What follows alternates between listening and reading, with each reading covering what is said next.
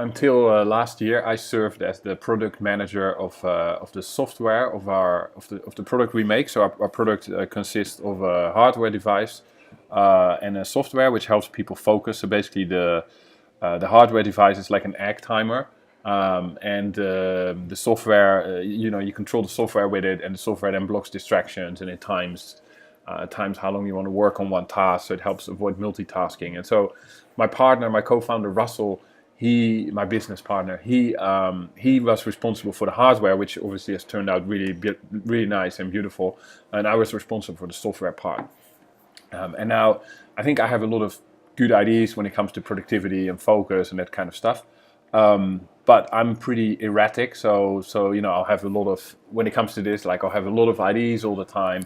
And so looking back, I think I kind of drove our software developers crazy because I never have a lack of ideas. So, every week or even every day I would have a different idea or a new idea and say, oh, this is awesome. And it's pretty hard for me. It's something I try to work on, but it's pretty hard for me to judge what is a great idea and what is a good idea, and I try to let it cool down.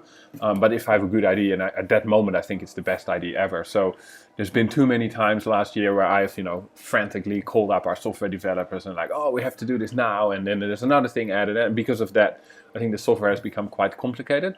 So just recently we've changed, and now Russell is in charge of overall products, so both software and hardware.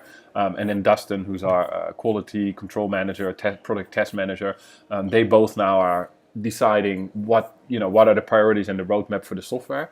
And so I'm no longer the product manager, and I think it's already a great change because they are now basically the filter between me and the developers.